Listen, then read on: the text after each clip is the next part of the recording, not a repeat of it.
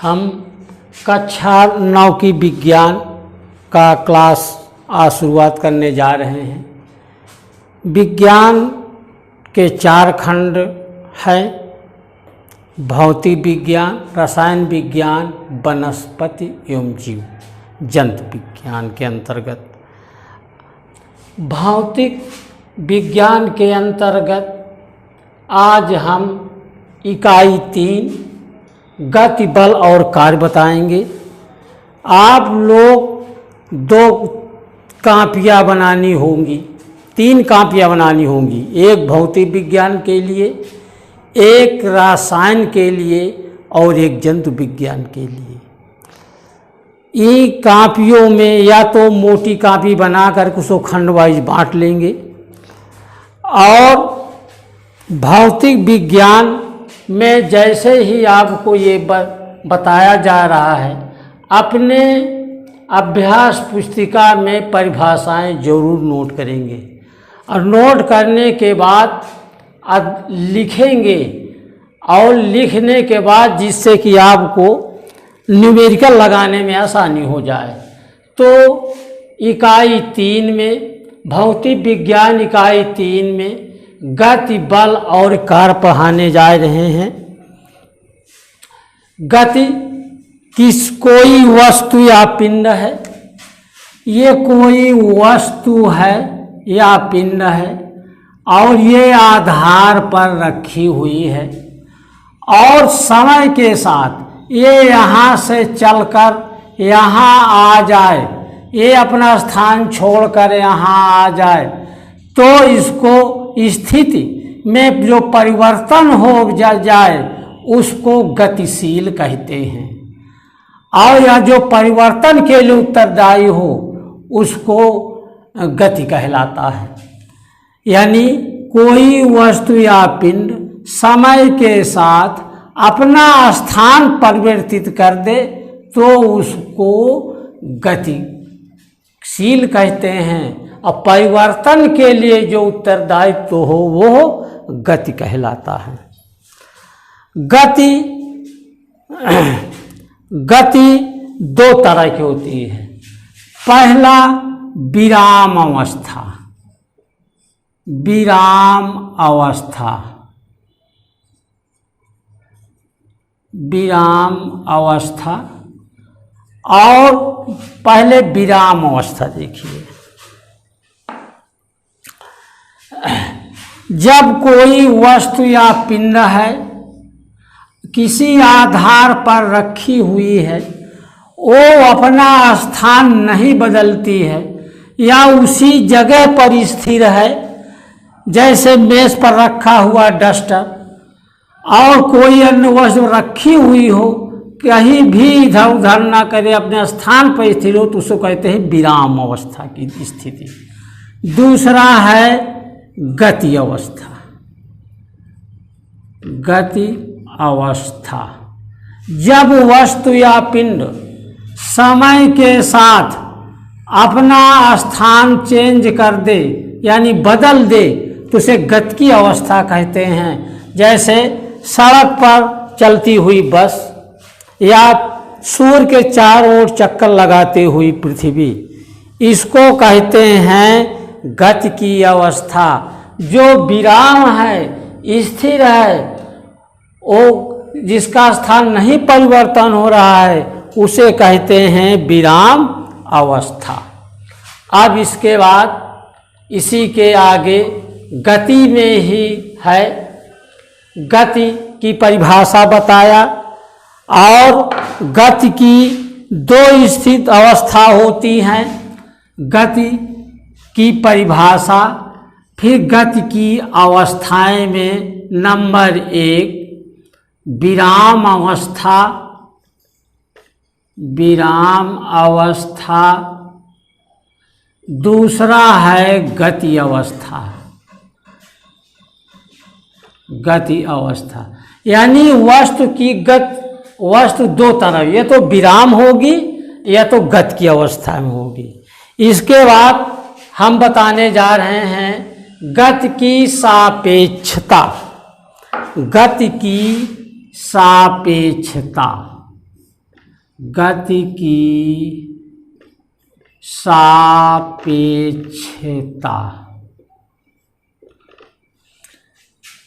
सापेक्ष का मतलब होता है साथ साथ चलना।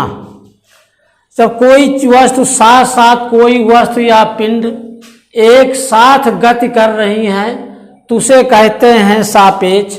जैसे कोई ये आपका मार्ग है, सड़क है, और इस पर कोई आपकी ये चल रही है, इसी के साथ बगल में दूसरी रोटी के साथ है, एक दिशा में चल रहे हैं, जिसको सापेक्ष कह दिया। यदि एक दिशा में चल रही हैं तो सापेक्ष हो गई, और यदि विपरीत दिशा में चल रही हैं तो निरपेक्ष हो गई, गति की निरपेक्षता हो गई। और जैसे रेलगाड़ी है, उस पर कोई आदमी बैठा हुआ है तो बैठे हुए व्यक्ति, रेलगाड़ी में बैठा हुआ व्यक्ति भी सापेक्ष होगा।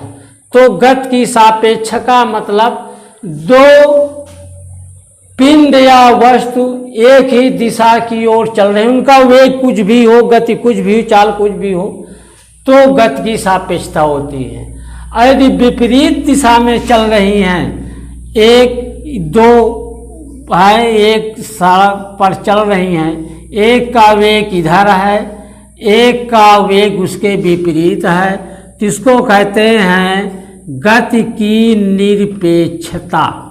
गति की निरपेक्षता इसको कहते हैं। निरपेक्ष चल रही हैं और वो सापेक्ष चल रही हैं। तो हमने बताया गति की परिभाषा। गति में और की दो अवस्थाएं, विराम अवस्था और गति की अवस्था, फिर गति की सापेक्षता। इसके बाद अब गति के प्रकार। अब हम आपको गति के प्रकार बताने जा रहे हैं। गति के प्रकार। गति के निम्न प्रकार की होती हैं। गति जो है नीचे लिख रहे हैं, निम्न प्रकार की होती हैं। गति निम्न प्रकार की होती है। पहला नंबर, पहला हम बताने जा रहे हैं रेखी गति। पहला नंबर है रेखी गति। रेखी गति जब वस्तु या पिंड, जब वस्तु या पिंड एक सरल रेखा में, एक सरल रेखा में गति करती हैं, गति करती हैं, तो उसे सरल रेखी गति कहते हैं। सरल रेखीय गति कहते हैं। जैसे सरल रेखी गति में जो है, जब वस्तु या पिंड एक सरल रेखा में सीधा, चाहे वो नीचे गिर रही हो और चाहे वो किसी क्षैतिज पे गति कर रही हो, तो ये हो जाएगा जो एक सीधे रेखा में कोई वस्तु पिंड गति कर रही है तो उसे सरल रेखी गति कहते हैं। जैसे गिरता हुआ पिंड, गिरता हुआ पिंड चल सड़क पर चलती गाड़ी,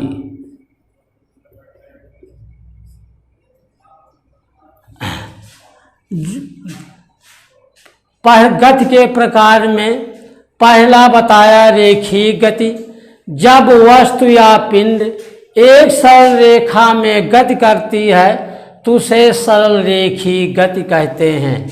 जैसे कोई ऊपर से पिंड गिर रहा हो या किसी एक रेखा पर, क्षैतिज रेखा पर कोई वस्तु गति कर रही हो या चल रही हो।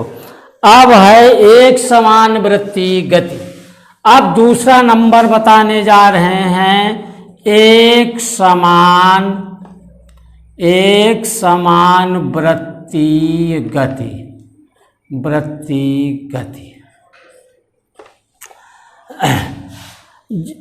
जब कोई वस्तु या पिंड एक वृत्त में, एक ये वृत्त है, इस वृत्त में लगातार ये गति कर रही है, ये लगातार एक समान वेग से गति कर रही है, तो उसको कहते हैं एक समान वृत्ति गति। जैसे सूर्य के चारों ओर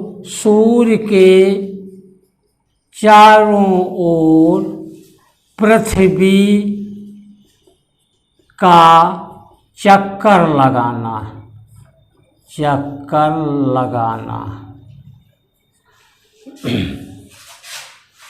रेखीय गति बताए, रेखीय गति के एक समान वृत्ति गति।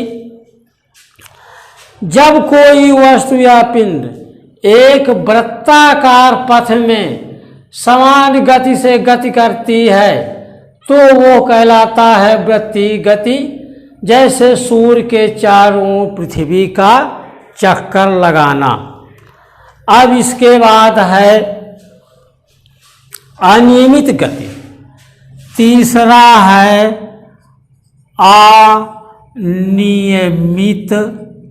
अनियमित गति।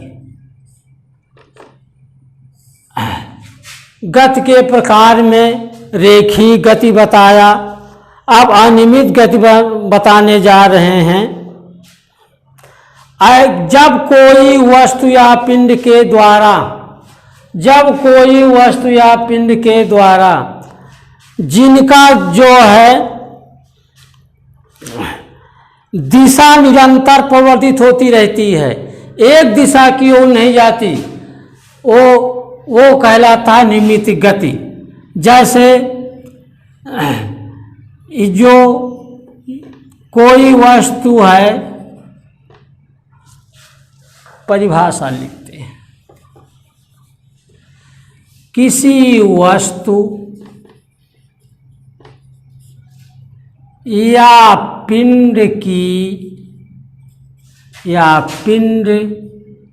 के गति में दिशा परिवर्तित होता रहता है, दिशा परिवर्तित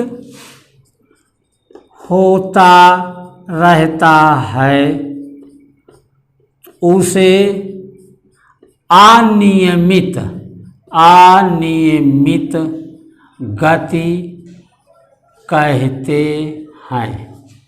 जैसे जब कोई वस्तु या पिंड अपना निरंतर दिशा परिवर्तित करती रहती है और अपना दिशा परिवर्तित करती रहती है, जैसे उड़ती पतंग, जैसे पतंग का उड़ना आदि, जो गति तो कर रही है लेकिन उसका दिशा का कोई दिशा में लगातार परिवर्तन होता रहता है, कभी इधर गई कभी उधर गई, तो उसको कहते हैं अनियमित गति। अब बताने जा रहे हैं चौथा नंबर बताने जा रहे हैं दोलनीय गति।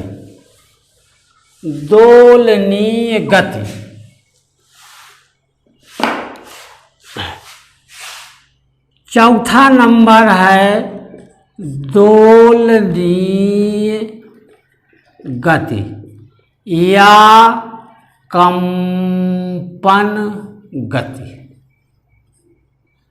ये कोई वस्तु या पिंड है, अपने माध्य स्थित के जो इधर उधर गति करती है, ये इधर गई फिर ऐसे आई फिर गई फिर आई, तो इस गति को दोलन गति कहते हैं। और जब कोई वस्तु इधर उधर अपने स्थान के इधर उधर करती रहती हो उसे कंपनी गति कहते हैं। जैसे स्वरित्र, जैसे स्वरित्र। ये है घड़ी का पेंडुलम, घड़ी का पेंडुलम।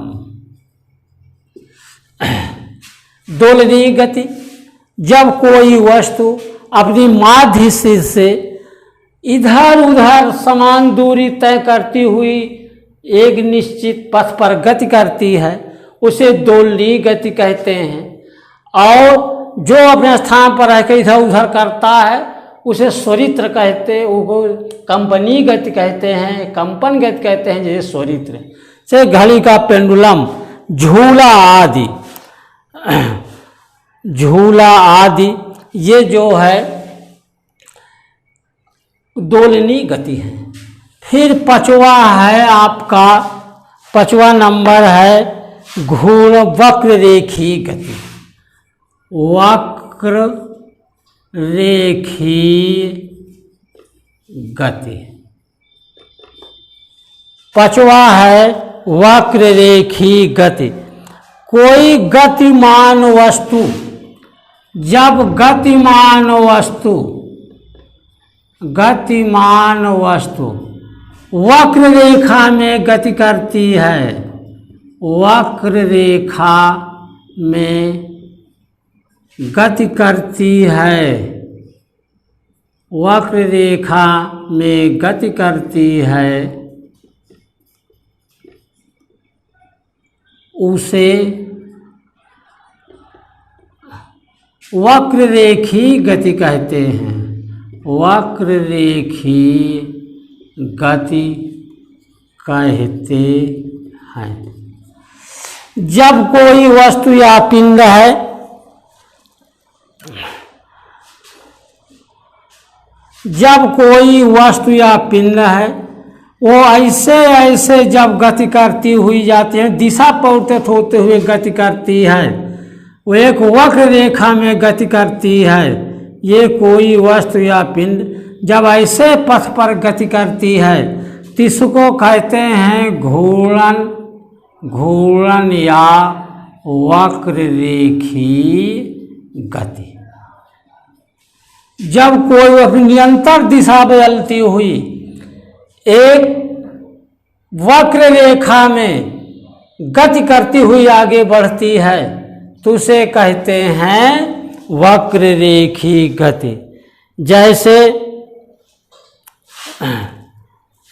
घूमते हुए लट्टू की गति, तरंग की गति, घूमते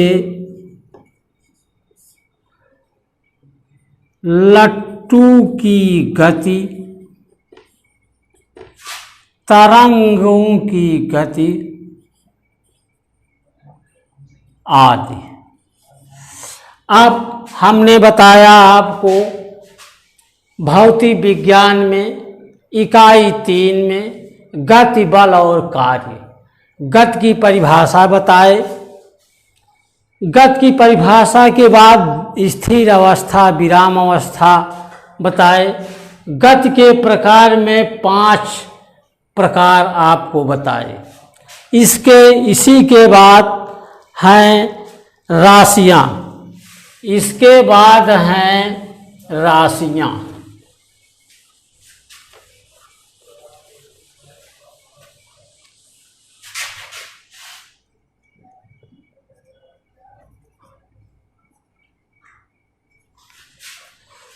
इसके बाद है राशियां, अदिश राशियां। अदिश राशि, राशियां 2 प्रकार की होती हैं, अदिश राशि, सदिश राशि। अदिश राशि में पहले बताते हैं अदिश राशियां, जिसको व्यक्त करने में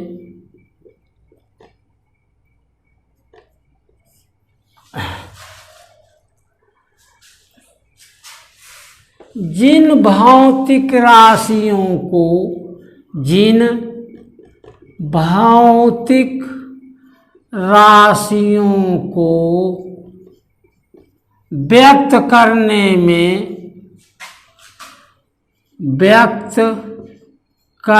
में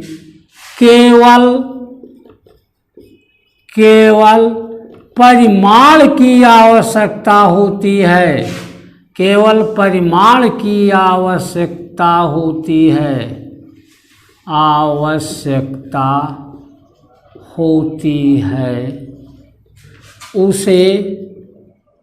उसे अदिश राशि कहते हैं, अदिश राशि कहते हैं। जैसे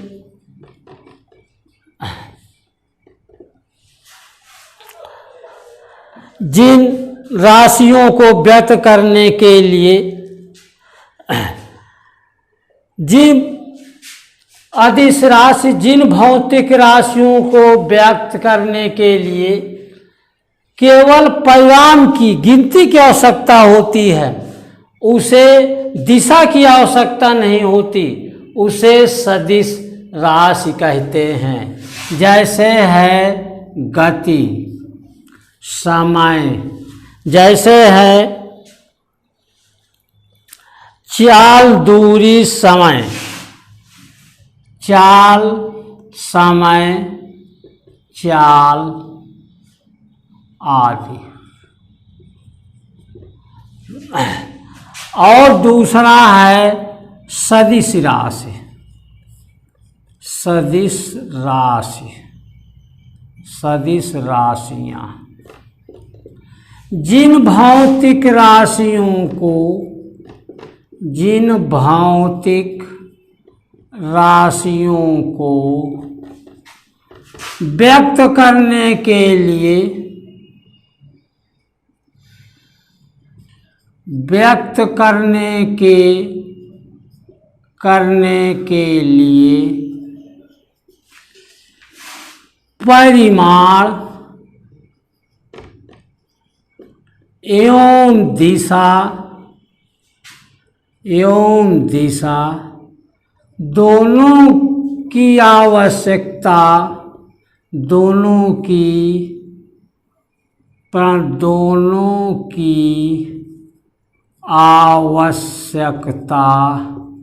आवश्यकता होती है, दोनों की आवश्यकता होती है, उसे सदिश राशि कहते हैं। पहला अदिश राशि, दूसरा सदिश राशि। जिन भौतिक राशियों को व्यक्त करने के लिए परिमाण एवं दिशा दोनों की आवश्यकता होती है, उसे सदिश राशि कहते हैं। जैसे वेग, त्वरण, जैसे वेग, त्वरण, विस्थापन आदि। इसे वेक्टर राशि कहते हैं।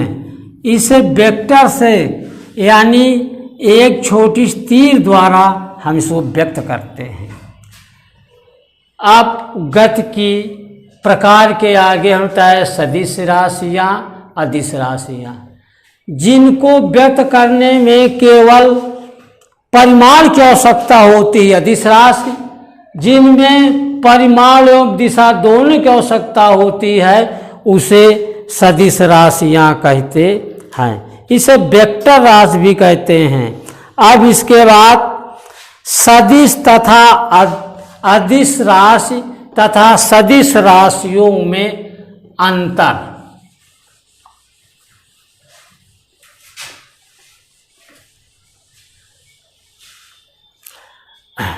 अदिश राशि, अदिश राशि तथा सदिश राशि में अंतर।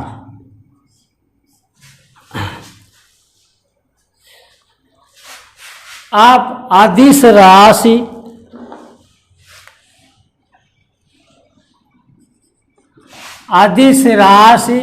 और सदिश राशि में अंतर बताने जा रहे हैं। इसके लिए 2 खाने बनाएंगे।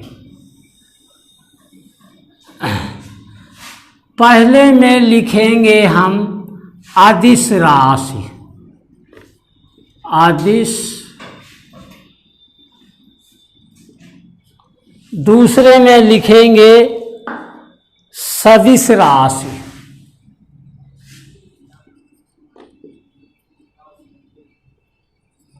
लिखेंगे सदिश राशि। अदिश में इसके व्यक्त करने के लिए परिमाण की आवश्यकता होती है। इसे व्यक्त करने के लिए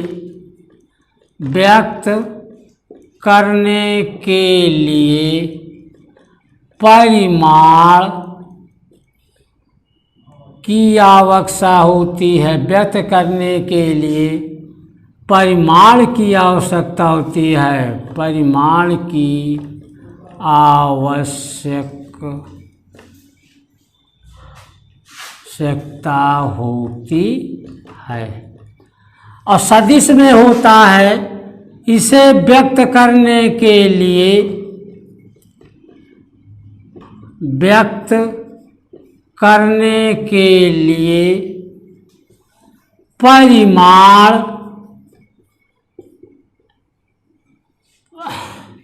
परिमाण एवं दिशा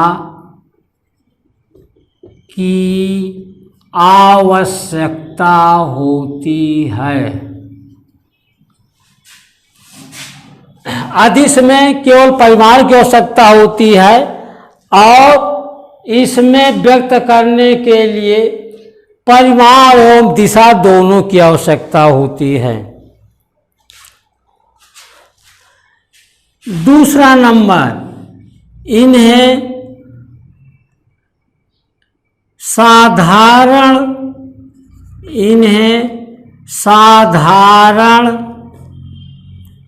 विधि से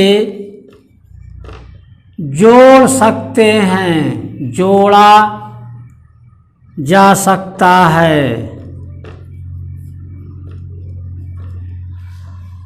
इसमें इन्हें साधारण विधि या विधि से नहीं जोड़ा जा सकता, नहीं जोड़ा जा सकता है। इन्हें साधारण गणित रीति से हम जोड़ सकते हैं या गुणा कर सकते हैं, जोड़ सकते हैं या गुणा भाग भी कर सकते हैं।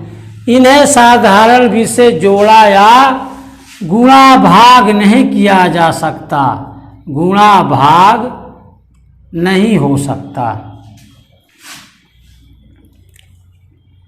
गुणा भाग इन्हें साधारण विधि से नहीं जोड़ा जा सकता है या गुणा भाग नहीं किया जा सकता है।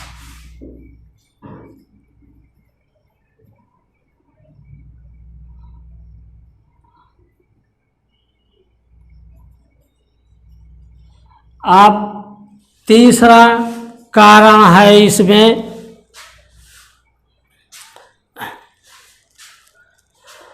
इन्हें एक अक्षर के द्वारा, एक अक्षर से व्यक्त करते हैं, एक अक्षर से व्यक्त करते हैं। जैसे समय को टी से, और इसे एक अक्षर से, और सदिश को तीर लगाकर व्यक्त करते हैं, तीर लगाकर व्यक्त करते हैं। जैसे त्वरण, जैसे त्वरण, ये इज इक्वल टू त्वरण है। हमने बताया अदिश राशि तथा सदिश राशि में अंतर। अदिश राशि इनको व्यक्त करने के लिए केवल परिमाण की आवश्यकता होती है। इनको व्यक्त करने के लिए केवल परिमाण की आवश्यकता होती है और इसे व्यक्त करने के लिए परिणाम एवं दिशा दोनों की आवश्यकता होती है। साधारण विधि से जोड़ा या गुणा भाग किया जा सकता है। इन्हें साधारण विधि से जोड़ा या गुणा भाग नहीं किया जा सकता। इन्हें एक अक्षर से व्यक्त करते हैं, एक अक्षर से व्यक्त करते हैं, जैसे समय को टी से। सदिश राशि को तीर लगा करके व्यक्त करते हैं, जैसे त्वरण के ऊपर तीर लगाकर। अब बताने जा रहे हैं गति के बाद